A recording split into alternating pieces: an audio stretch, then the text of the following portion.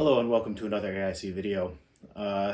This video has been kind of hard for me to make for a few reasons. I've actually recorded this several times at this point in different formats, trying different ways to kind of share my feelings about the laptop I have for review today. And I haven't liked what I've made because I just came off as a fanboy or somebody who was trying too hard, honestly, in my opinion. Maybe this won't be that great of a video either. But Lenovo has been an amazing company to send me laptops for review, and they've done this now for going on most of a decade, if not a full decade at this point. And so a lot of my videos do feature ThinkPad laptops and other Lenovo laptops because that's what I'm able to show you guys. I do try to throw in other stuff when I have money to do that. This channel pays for itself, barely, usually not. And so I have to, it takes time. So I don't want to come off as somebody who likes a ThinkPad because they're somehow supporting this channel. I'm grateful for them and their support of my small channel. They just also happen to make, in my opinion, some of the best laptops on the market today. Are they perfect? Far from it. But if you're going to spend your money and you're not buying a ThinkPad, I think you're making a mistake. The laptop they sent me this time is a P1 Gen 7. This is kind of an odd spec for these. It's not available on their website. However, it is available through a lot of B2B outlets like CDW. I work in IT. I work a lot with CDW. I don't think my company is going to be buying these specifically because we unfortunately use Dells and I don't have a say in that. But I feel like a lot of this particular spec will be available in the secondhand market because I feel like a lot of these are going to be sold through the B2B. This has a Core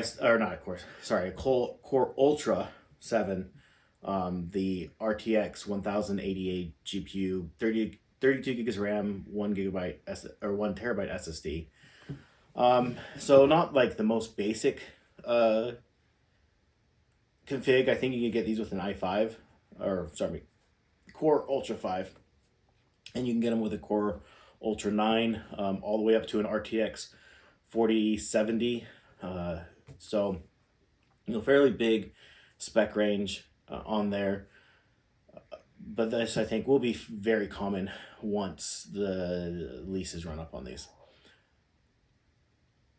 Honestly, this is the best laptop I've used. And I have reviewed hundreds of laptops on my channel. All different manufacturers, different generations, and of the laptops reviewed, the majority of them are ones that I didn't like, or definitely fit a specific niche and not much else. The laptops that I have liked, there have been a few that there have been quite a few that I've liked, but weren't really something that I would go out and spend my money on or necessarily recommend to somebody. And there's been just a handful of laptops where I'm like, this is what I'm going to have to buy. One being a 25th anniversary ThinkPad, my ZBook 14. That was one that at the time, that was just more than a decade ago, got a tester unit for work and ended up being, this is what I'm buying myself for my work laptop. And then I was able to keep that after that company was bought out, and then I sold it and bought another one. Anyways, I've had a few of them. I now have a ZBook 14 Gen 2 in my collection that I absolutely love.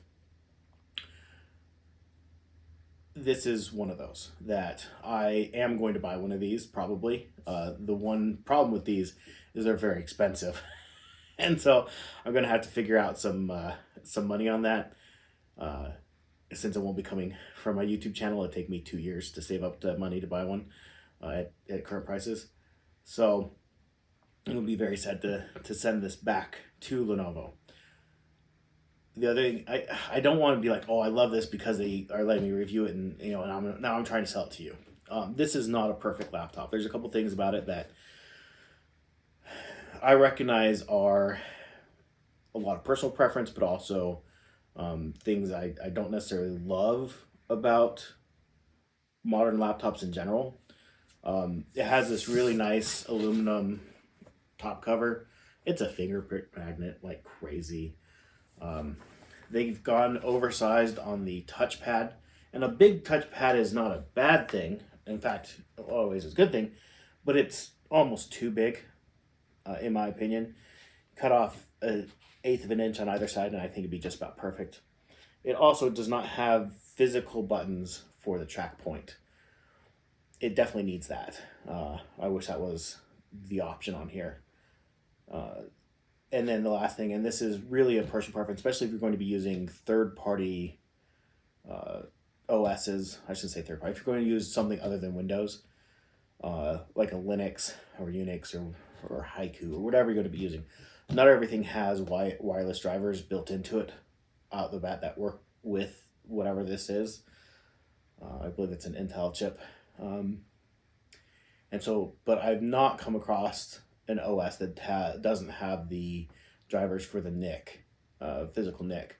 And so having a physical NIC makes a big difference for me personally in these systems, because it means I can install another OS on here and it'll work. And I'll be able to plug in, do updates, get drivers without having to use another system to do that. So those are some misses for me on this. I know you can't upgrade the CPU or GPU on here. That's just a modern computer thing. And it's not that big a deal. If you're going to buy one of these, you're going to buy a Core 7, Core Ultra 7 or Core Ultra 9. So it's not going to be, it's going to last you a long time. You're not going to be outdated on this. I did a video showing the internal hardware of the system. So there's some upgrade paths for sure for certain things like the RAM and the storage, but I'd like to see again this does have a dedicated, because it's such high wattage, it's more than what the USB-C can do, and so it does have a dedicated like daughter board replaceable port for the power, which I think for me personally is very important, because of the things I've had get damaged on a laptop, that is decidedly one of them, especially with kids or a dog, and your kid comes running through a room or whatever and catches that cord. That's what you're more than likely going to damage. One thing about this laptop is it has a centered keyboard. You don't have a numpad on here. And I know people think, oh, you get a number pad that's more productivity or whatever. If you're like me, I literally spend between 8 and 12 hours a day, sometimes more, on a computer typing. And when you spend that much time on a computer typing, having a keyboard that's off center really is a problem. It can cause neck pain, wrist pain, even back pain, because you have two options. You can either sit with your arms off to the side, so you're centered to the screen. Let me close this. So you're either centered off center to the screen or to the keyboard, so you're typing like this, or your head is just constantly, you've centered yourself to the keyboard, and your head is off center to the screen, and you're looking at the screen at a diagonal. If you're only using a computer for a few minutes and you're not spending a lot of time typing, you're just watching YouTube videos or whatever, that's not that big a deal. You're streaming Netflix or whatever, it's not that big a deal. But if you're using your computer for hours and hours and hours at a time, having that keyboard be centered is an ergonomic dream compared to it not being that way. And so that is the fact that it's in a 16-inch notebook. And I know about the only other one that I'm aware of that is a MacBook Pro, right? So they don't do numpads, and so their keyboards are always centered. And there's a reason for that. They market themselves as a professional computer, and so it's they have that professional feature, right? And so if you're going to be buying one of these, if you're looking at one of these, I think you're buying it right. I think this is the flagship ThinkPad, and I think it's the one that I've always said you should buy a T series or an X series or a P series. And I've owned the P14s, and I've always gravitated towards the 14-inch versions of those laptops. So the P14s, T14, or the smaller versions, the X280s, whatever, the 12.5-inch screens, because it gives you that centered feel, and it gives you that better ergonomic for long use. So yeah, if you're going to be using a laptop and you can swing the money for this, buy one of these. It has that massive cooling system on here with the CPU and GPU that this particular system has. The fans almost never turn on unless you're pushing it. Even when you do, they're extremely quiet. Laptop has that big battery. It's lasted me 6+ hours in light use. You turn the screen down a little bit, turn it on, like battery saving, things like that, and it's lasted me basically a work day of use.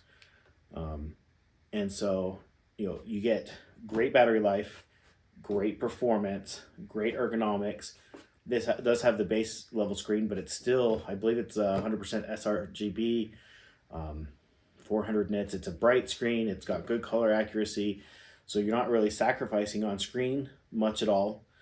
I don't think you are. It's a 16:10 aspect ratio, a little taller. It's 1920 by 1200 on that screen.